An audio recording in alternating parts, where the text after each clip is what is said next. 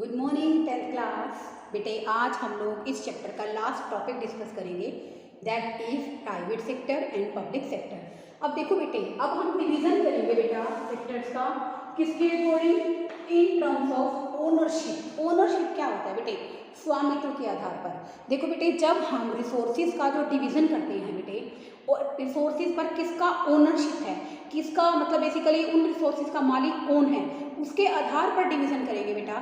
तो दो तरह के सेक्टर होते हैं, एक होता है बच्चे हमारा प्राइवेट सेक्टर और दूसरा होता है बेटे हमारा पब्लिक सेक्टर। पब्लिक सेक्टर को आप क्या नाम से भी जान सकते हैं? Government sector. पब्लिक सेक्टर क्या होता है बेटे? हमारा गवर्नमेंट सेक्टर होता है।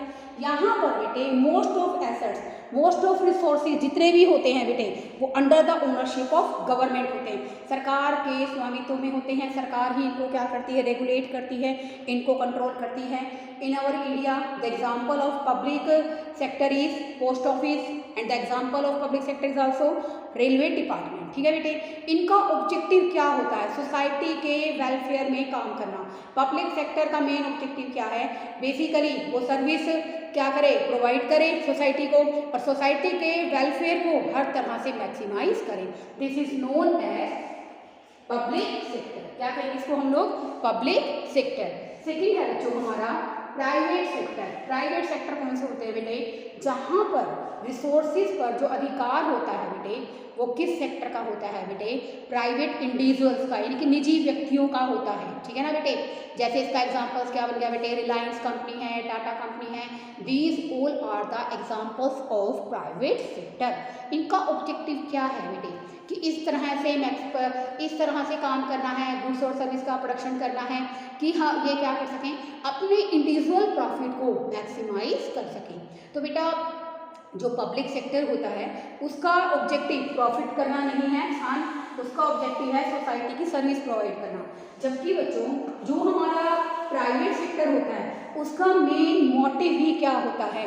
कि वो अपने इंडिविजुअल गेन को, इंडिविजुअल प्रॉफिट को कैसे मैक्सिमाइज करें। They also ignore the society interest. ये सोसाइटी इंटरेस्ट को इग्नोर करके अपने रिसोर्सेज को इस तरह से यूज करते हैं ताकि वो अपने प्रॉफिट को मैक्सिमाइज कर सकें। तो बेटे अब हमारे सामने क्वेश्चन अराइज होता है कि क्या कुछ ऐसे सेक्टर्स हमारी इकोनॉमी के अंदर हैं बेटे जिनके लिए प्राइवेट सेक्टर की ओनरशिप, प्राइवेट सेक्टर की रिक्वायरमेंट नहीं है, जिनमें किसको इंडल्ज होने की जरूरत है? पब्लिक सेक्टर को। जहां पर पब्लिक सेक्टर की पार्टिसिपेशन बहुत जरूरी है। पब्लिक माने गवर्नमेंट सेक्टर का सपोर्ट बहुत ज्यादा जरूरी है।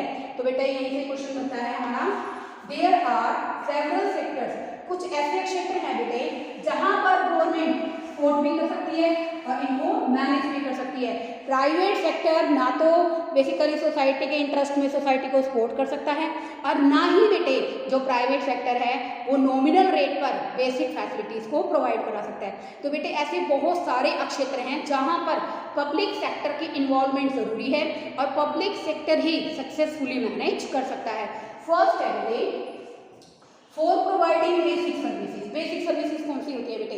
These all are the part of social infrastructure. किसका पार्ट है बच्चों? ये सोशल इंफ्रास्ट्रक्चर। आप सबको पता है एक देश की डेवलपमेंट के लिए, ठीक है ना, इंफ्रास्ट्रक्चर एक देश की डेवलपमेंट के लिए वहां पर जो बेसिक नीड्स हैं, बेसिक प्रायोरिटीज हैं, कौन कौन सी हैं? वो हेल्थ और एजुकेशन बेस्ट क्वालिटी की होनी चाहिए। क्योंकि देखो बेटे private sector, no doubt at present जो प्राइवेट हॉस्पिटल्स हैं, प्राइवेट स्कूल्स हैं, वो क्या कर रहे हैं? पब्लिक स्कूल्स को, गवर्नमेंट स्कूल्स को, गवर्नमेंट बेसिकली जो हॉस्पिटल्स हैं उनको रिप्लेस करते जा रहे हैं। लेकिन बेटे लेकिन फिर भी गवर्नमेंट को इन बेसिक सर्विस को प्रोवाइड कराना हमारे लिए ज़रूरी है। क्योंकि बेटे गवर्नमेंट ही केवल सोशल वेलफेयर में हेल्थ और एजुकेशन की फैसिलिटीज़ को नॉमिनल रेट पर प्रोवाइड करा सकती है। आप बेटे कभी भी किसी भी गवर्नमेंट हॉस्पिटल में विजिट करेंगे, जाएंगे, तो आप वहाँ देखेंगे मात्र 10 या 20 रुपये की स्लिप में डॉक्टर से आप ओपीडी ले सकते हैं। ठीक है ना? डॉक्टर बेसिकली आपकी ओपीडी ले सकते हैं, आपको चेक कर सकते हैं।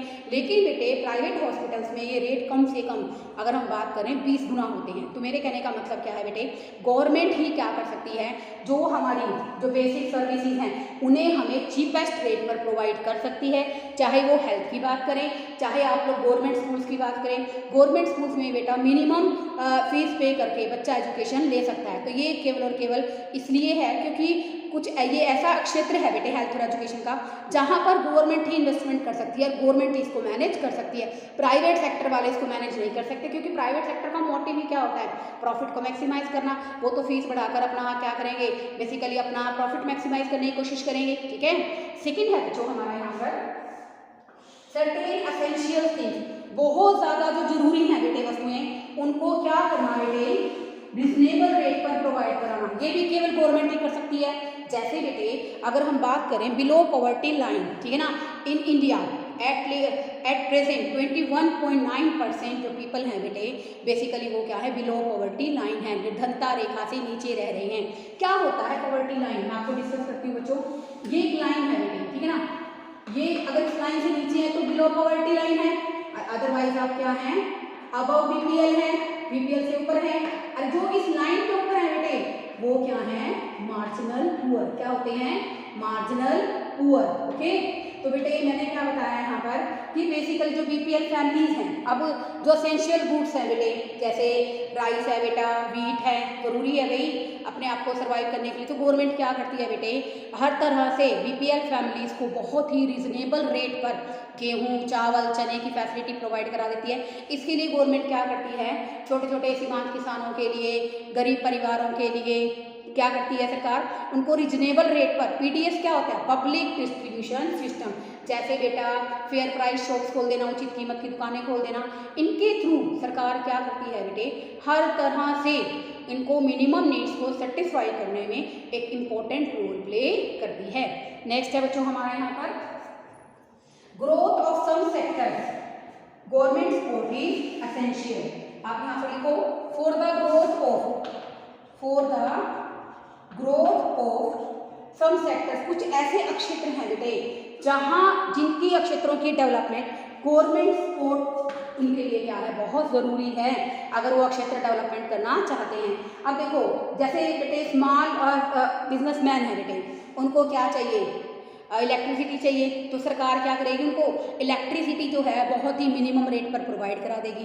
किसान है बेटे, उनको अपने खेतों पर पंप सेट चलाने के लिए, इलेक्ट्रिकल अप्लाइंसेस चलाने के लिए जो एग्रीकल्चर में यूज होते हैं, थ्रेशर है बेटे, कंबाइनर है, ये सब क्या है, इलेक्ट्रिकल अप्लाइंसेस हैं। तो सरकार ही क्या कर सकती है, इनको चीप रेट पर इलेक्ट्रिसिटी फैसिलिटी प्रोवाइड करा सकती है, क्योंकि बेटे हरियाणा के अंदर आज भी इलेक्ट्रिसिटी डिस्ट्रीब्यूशन का जो काम है वो स्टेट इलेक्ट्रिसिटी बोर्ड के द्वारा किया जाता है। तो राज्य सरकार क्या कर सकती है बेटे, जो स्मॉल फार्मर्स हैं बेटे उनको भी इलेक्ट्रिसिटी बिल्कुल चीप रेट पर प्रोवाइड कर सकती है, और जो छोटे छोटे बिजनेसमैन हैं बेटे उनको क्या कर सकती है बेटे, हर तरह से उनको सपोर्ट कर सकती है। तो ये सपोर्ट केवल कौन कर सकता है, प्राइवेट सेक्टर नहीं कर सकता, ये सपोर्ट केवल कौन कर सकता है, हमारा पब्लिक सेक्टर। तो बेटे ऐसे क्षेत्र हैं बेटे 3 जहाँ पर हमें किसकी जरूरत पड़ती है, पब्लिक सेक्टर की रिक्वायरमेंट पड़ती है।